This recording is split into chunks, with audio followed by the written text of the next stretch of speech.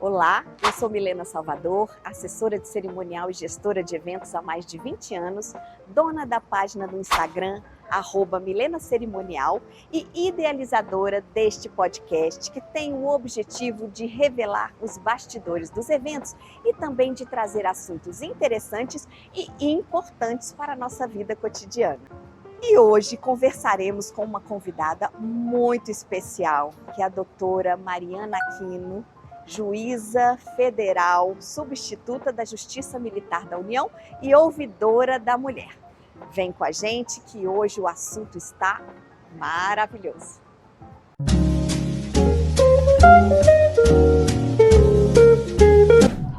Olá pessoal, sejam bem-vindos a mais um episódio do Ser Cerimonial. Hoje eu estou aqui no France Café, no Brasília Shopping, e falaremos sobre um tema muito importante, que é o empoderamento feminino no ambiente de trabalho. E quem vai conversar com a gente sobre isso e vai nos fornecer uma análise sobre esse tema é a nossa convidada especial, doutora Mariana Aquino. A doutora Mariana é juíza federal substituta da Justiça Militar, ouvidora da mulher e presidente da Comprev. Eu vou ler para não errar, tá, gente? Comissão de Prevenção e Enfrentamento do Assédio Moral, do Assédio Sexual e da Discriminação para a Justiça Militar da União. Doutora Mariana, seja muito bem-vinda, seja você, seja Ser Cerimonial. Muito obrigada, Milena. Uma grande satisfação estar aqui e falar de um tema tão importante, que é o empoderamento feminino, né, no serviço público, falar sobre a ocupação desses espaços pelas mulheres, também abordar um pouquinho sobre o assédio. E é muito bom tê-la aqui conosco, eu tenho certeza que a nossa conversa vai ser maravilhosa. Antes da gente iniciar com as perguntas, dá uma força para o canal, se inscreva, comenta, compartilha com os amigos. Eu tenho certeza que o seu apoio pode nos ajudar a trazer temas muito interessantes. Então vamos lá. Doutora Mariana, para a gente começar, explica um pouquinho a diferença do assédio moral, do assédio sexual e da discriminação. Ótimo. Bom, o assédio moral, ele é um processo contínuo, então precisa de uma habitualidade em que, mediante alguns atos hostis, levam à humilhação do servidor ou daquele trabalhador, leva à degradação desse servidor. Então, durante o ambiente de trabalho ou em decorrência do ambiente de trabalho, o chefe ou o colega, porque pode ser tanto ascendente, descendente, misto, pratica esses atos a fim de isolar aquele servidor, hostilizar aquele servidor e acaba causando um intenso sofrimento nele. Então é um processo, é algo que vai se verificando ao longo do tempo e traz consequências muito nocivas, inclusive à saúde desse trabalhador e ao ambiente de trabalho como um todo, causando até um ambiente de trabalho tóxico muitas das vezes. Com relação ao assédio sexual, nós temos o assédio sexual crime, que é previsto no Código Penal Comum, que é justamente uma conduta que constrange com a intenção de favorecimento ou vantagem sexual, mas aí tem que ter a superioridade hierárquica ou ascendência daquele que está praticando. Para o crime, sim. Assédio moral? Não precisa. Pode ser o superior, pode ser o subordinado, pode ser até o colega no mesmo nível hierárquico. Mas para o crime de assédio sexual tem que ter a superioridade hierárquica ou ascendência. Mas também tem o assédio sexual em sentido amplo, que não configura o crime, que pode ser praticado por algum colega de trabalho. E aí pode incidir em alguma outra figura típica prevista no Código Penal, né? Ou não. Então depende muito daquela situação, mas é uma ação que vai constranger com o conteúdo sexual no ambiente de trabalho ou em razão dele. E para o assédio sexual, basta uma única conduta para sua configuração. E já a discriminação são atos que, baseados em questões de crença, de ideologia, de gênero, de orientação sexual, que visem a constranger, a humilhar aquela pessoa, bastando também apenas uma conduta. A discriminação, muitas vezes, ela é praticada de uma forma velada. Então, às vezes, para a própria pessoa comprovar essa discriminação é difícil. Sim. Muitas vezes é algo tão normalizado no nosso cotidiano que ela é realizada corriqueiramente ali e a pessoa que pratica diz, não, mas era só uma brincadeira, eu não tinha a intenção de discriminar, mas no final das contas estava de fato discriminando. Então é muito importante a gente falar das diferenças, porque hoje em dia estamos abordando muito esses temas justamente para chamar a atenção das pessoas numa questão de letramento, numa questão da gente aprender porque nós somos educados de uma maneira muito machista, racista, e precisamos então corrigir as nossas atitudes e ensinar para as novas gerações para que não reproduzam esses comportamentos. Por isso que a gente vê muito falar sobre agora o racismo estrutural, justamente com essa questão, né? Porque faz parte da própria estrutura. Doutora Mariana, e um servidor que se veja nessa situação, o que ele pode fazer? Ele tem vários caminhos a adotar, né? Ele pode procurar a Comissão de Prevenção e Enfrentamento ao Assédio da localidade que ele tiver, ele pode procurar a ouvidoria, que também vai fazer um encaminhamento, ele pode conversar com o chefe ou com a própria pessoa que praticou aquele ato, ou, se for o caso de um crime, ele pode procurar diretamente o Ministério Público. Então vai depender muito da conduta para ele adotar algum caminho. Mas o ideal, por mais que ele não queira, de repente, procurar algum encaminhamento, é que ele fale para a pessoa que praticou aquela conduta que ele não se sentiu confortável. Isso é importante. Porque às vezes logo no primeiro momento já se posicionar. Às vezes a intenção da pessoa nem né, causar esse constrangimento, mas se a outra pessoa que foi ferida por aquele comportamento, por aquela fala, comentar, falar, olha, eu não gostei, eu prefiro que não faça isso, talvez essa pessoa consiga se conscientizar e não praticar novamente. Realmente, importante. Logo no momento, no início, já se posicionar em relação a isso, porque às vezes a pessoa vai deixando, não vou falar nada, e vai acumulando, acontece. É que às vezes, Milena, a pessoa fica tão constrangida que ela não tem nem coragem de falar, ela fica sem ação. Fica com medo também, fica paralisada. Se for o chefe, por exemplo. Fala, gente, eu não estou nem acreditando que isso está acontecendo. É verdade. E também a pessoa se informar, né? Para que ela possa saber o que está acontecendo e buscar ajuda. Exatamente. Tá. E na sua opinião, quais os maiores desafios que as mulheres enfrentam no mercado de trabalho? Bom, são vários, né? A gente evoluiu um pouco, porque agora a mulher ela já está adquirindo o espaço dela no mercado de trabalho, mas ela encontra várias dificuldades, porque até na hora da própria contratação. Uma empresa, quando vai contratar um homem ou uma mulher, ele sabe que a mulher vai exercer o trabalho de cuidado com a família e com os filhos. Então, para ele é muito melhor contratar um homem que não vai engravidar, que não vai ter filho, que não vai ter mãe doente para cuidar, do que uma mulher. Já começa aí essas dificuldades. Muitas vezes as mulheres não têm uma rede de apoio com quem deixar as crianças, as mulheres enfrentam uma série de dificuldades na criação dos filhos, e aí elas precisam realmente se empoderar para conseguir também superar a culpa, porque isso eu posso falar até por mim, né?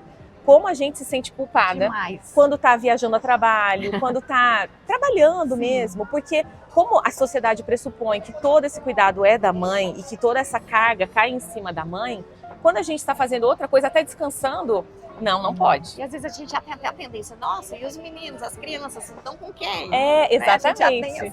Porque pro pai, dificilmente vão perguntar, porque sabem que elas estarão com a mãe, ou com alguma mulher que vai exercer esse papel de cuidado. E também essa questão de divisão de tarefas em casa, porque você não vai passar tanto tempo com o seu filho naquele momento, mas sim vai ter o seu marido, ou vai ter alguém da sua rede de apoio que vai estar prestando esse cuidado, e depois você vai estar prestando esse cuidado e ele vai estar fazendo o trabalho. Então é importante ter a divisão de tarefas. Essa parceria. Exatamente, não é que um ajude o outro, cada um exercendo o seu papel dentro do próprio lar. Porque às vezes a gente até faz também a pergunta, e seu marido te ajuda? Gente, não é questão dele me ajudar, é questão de parceria. Exatamente. É mudar até mudar o termo é importante. Como a gente pergunta. É verdade. Doutora Mariana, agora vamos puxar um pouquinho para o assunto dos eventos. Como que dentro dos eventos, né, e quais iniciativas que ajudam a promover esse empoderamento da mulher? Existe algo assim que a senhora tenha percebido, ou você, posso chamar? Pode, claro, por favor. Que você tenha percebido, que ajuda, que consegue levar essa mensagem para o público através do evento? Eu acho sempre nos eventos é importante colocar alguma mensagem que tenha esse empoderamento. Primeira coisa, no evento tem que ter sempre muita participação de mulheres. Porque nós não estamos acostumados em eventos de grande porte, normalmente, que tem muitas pessoas ocupando cargos de poder, terem muitas mulheres. Então, é importante, mesmo que não tenha uma mulher exercendo um cargo de poder ali, para compor uma mesa, que tenha uma mulher ali. Sempre vai ter uma mulher competente realizando alguma atividade. Não é difícil achar. É muito importante a gente falar. Por quê? Porque nós, organizadores de eventos cerimonialistas, a gente sabe que tem um decreto que a gente segue e que a precedência ela é utilizada ali através do cargo que a pessoa ocupa. E a gente também sabe que muitas mulheres ainda não estão tanto, né, em porcentagem de igualdade com os homens nesses cargos. Então, Então, como que a gente pode fazer para adequar? Né? Porque normalmente você vai compor uma mesa, aí você vai utilizar a precedência dos cargos. Tem eventos que a gente vê que a mesa está composta apenas de homens. Mas aí você comentou que existe, né, a resolução do CNJ, tá? Para poder orientar a gente e facilitar a nossa vida na hora de compor a mesa. É muito interessante porque a resolução que prevê a participação feminina no Poder Judiciário, ela prevê que nos eventos tem que ter sempre a participação de mulheres, seja compondo a mesa de eventos, bancas de concursos públicos, enfim, para justamente ter essa representatividade. Então, se não tem a mulher exercendo um cargo de poder para ocupar aquela mesa, coloca uma convidada de honra, coloca uma mulher que, né, tem um destaque no trabalho dela, não necessariamente ocupa um cargo, mas ela tem um destaque, certamente terá uma mulher que é competente em alguma coisa que ela faz.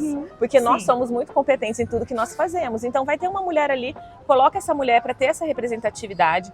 O ideal é ter mais que uma, justamente para ter uma pluralidade também. Então é muito importante ter essa consciência que daqui a pouco isso vai ficar naturalizado. Imagina uma aluna, uma criança que vai ver uma mulher ali compondo uma mesa, proferindo uma palestra sobre algum tema, ela vai pensar, eu também posso fazer isso no futuro. Ela vai ver como um referencial. E isso é muito importante, porque normalmente o referencial de poder é um homem, e mais, é um homem branco. Então, além da gente pensar na questão do gênero, a gente tem que pensar na interseccionalidade da raça. Pois é. É muito importante. Até nisso também, na hora de compor a mesa, também pensar nisso também. Sim, exatamente. Essa questão, realmente.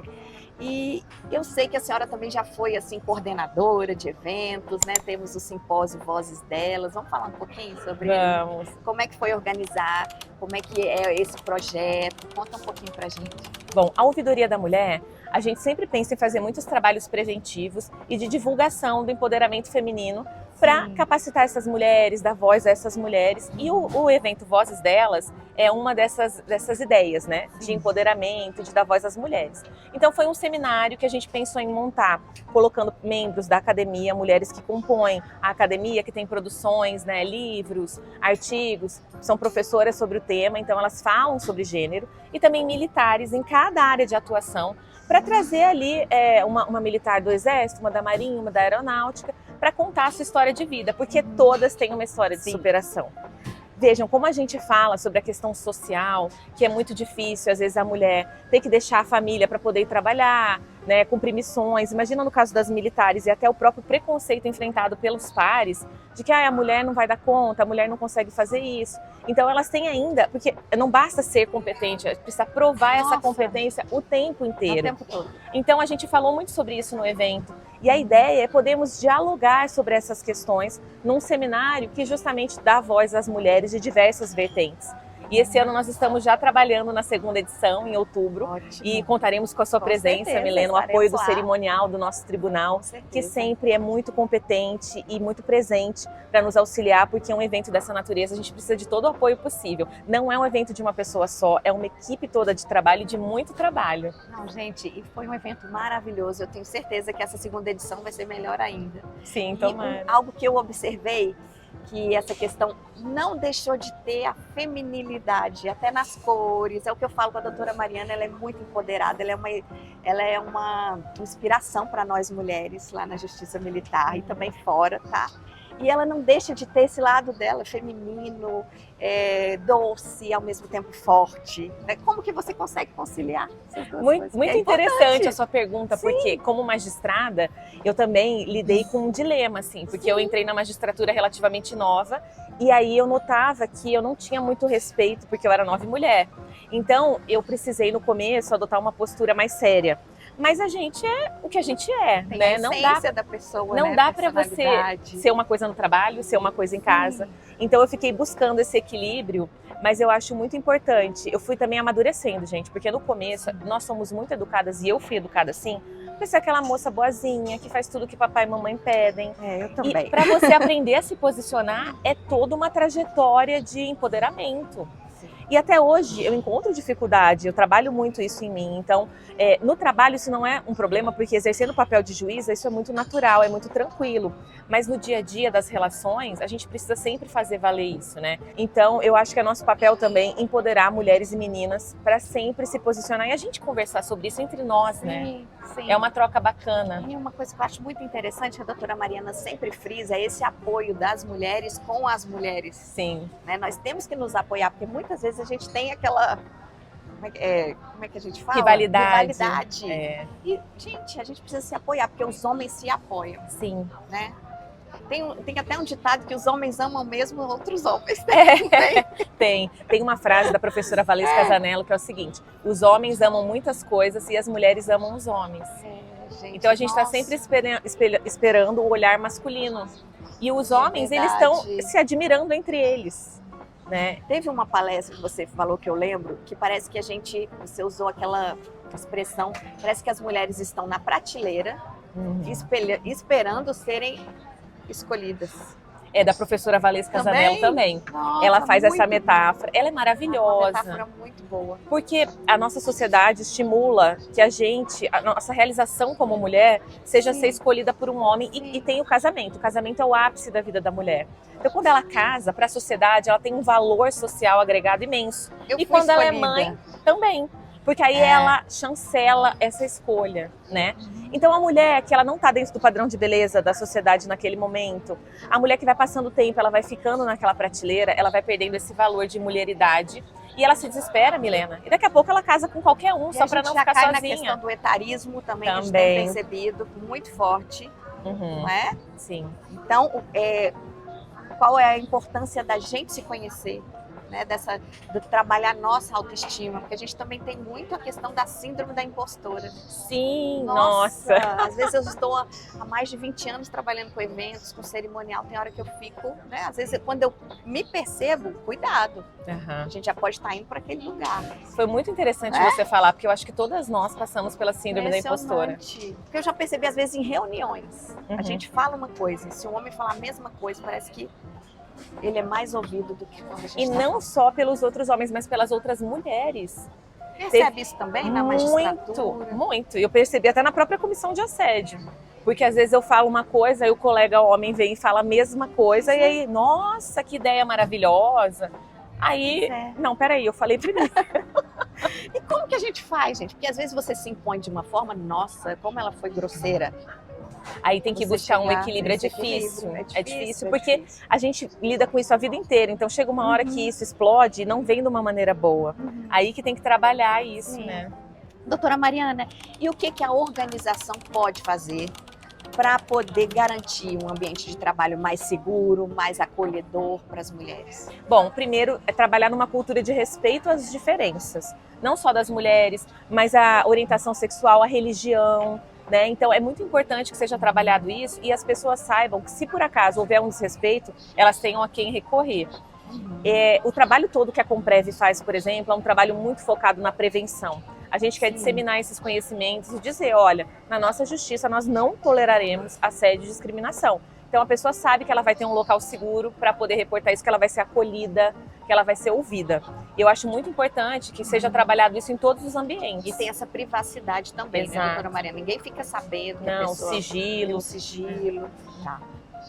Agora vamos falar um pouquinho das suas palestras nas Forças Armadas, que eu sei que elas fazem um sucesso, tá? Que já vieram me falar, assistiam uma palestra da doutora Mariana fantástica, foi até na PM, aqui de Brasília, do Distrito Federal.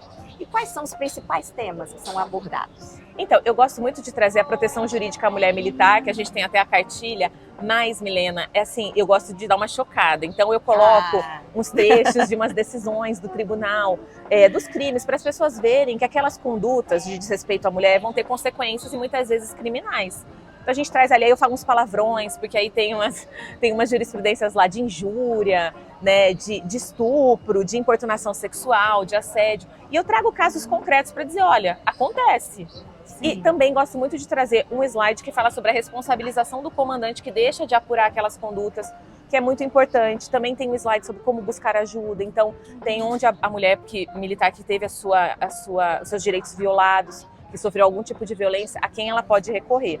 E a gente traz todos esses elementos e eu acho que é importante mostrar que elas vão ter um local onde elas podem se reportar e que isso não vai ficar impune, né? Porque muitas silenciam por medo por medo de serem estigmatizadas, por medo de sofrer alguma represália. E ali a gente está divulgando, olha, você precisa fazer alguma coisa, porque será feita algo, tem que ser feito algo pela própria organização militar, pelo judiciário. Então, é muito bacana essa troca com as organizações militares, trazer esse conhecimento jurídico. E já tem melhorado bastante, né? A gente percebe. Eu acho que melhorou muito o diálogo. Diálogo. Porque no começo eu era convidada assim, Dia Internacional da Mulher, vamos chamar a doutora Mariana para falar sobre empoderamento. E só as mulheres assistem, os homens também assistem? Não, no começo era só as mulheres. Aí eu cheguei para um comandante e falei, olha, eu quero também que os homens estejam presentes. Eles precisam participar. Aí começaram a lotar os auditórios de homens e mulheres. E é interessante, a gente percebe que eles se prendem na palestra, que eles refletem. E aí, depois desse trabalho de palestras, aí teve a cartilha. Então, a gente vai mudando uma cultura. Mas na parte criminal, na parte dos processos, a gente também notou um aumento. Eu acho que é porque as mulheres também estão se empoderando para falar, porque isso ocorre desde sempre, gente, esses desrespeitos, essas violências contra a mulher. Mas talvez agora elas estejam procurando mais, porque como a gente falou, a vítima, muitas vezes, ela não tem ação e ela fica com medo, então ela silencia. Mas é muito importante que ela não silencie, apesar de todo o sofrimento, né, que isso traz, reviver esse fato, ter que relatar novamente, tanto no inquérito como em juízo, porque isso vai motivar uma responsabilização, uma apuração. Então, é importante até trabalhar políticas públicas de prevenção e de repressão. E isso só vai ser motivado baseado nos dados, né? Tá, e aí eu vou até levar aqui para a nossa última pergunta. Antes disso, se você ainda não curtiu o canal, curta, comenta, faça aqui sua pergunta, depois eu encaminho para a doutora Mariana para que ela possa responder. Qual é o papel do coordenador de evento para a promoção dessa conscientização, né, da questão de gênero, do empoderamento feminino? O que a gente, organizador de evento, pode fazer para ajudar mais? Bom, o papel é essencial porque vocês estão organizando todo o evento, então vocês têm o poder de colocar mulheres em todos esses espaços, inclusive na equipe de vocês. O pessoal brinca que tudo fala é paridade de gênero, que eu uso muito esse termo. Mas a equipe de cerimonial tem mais mulher. Pois é, mas também tem que ter homem também.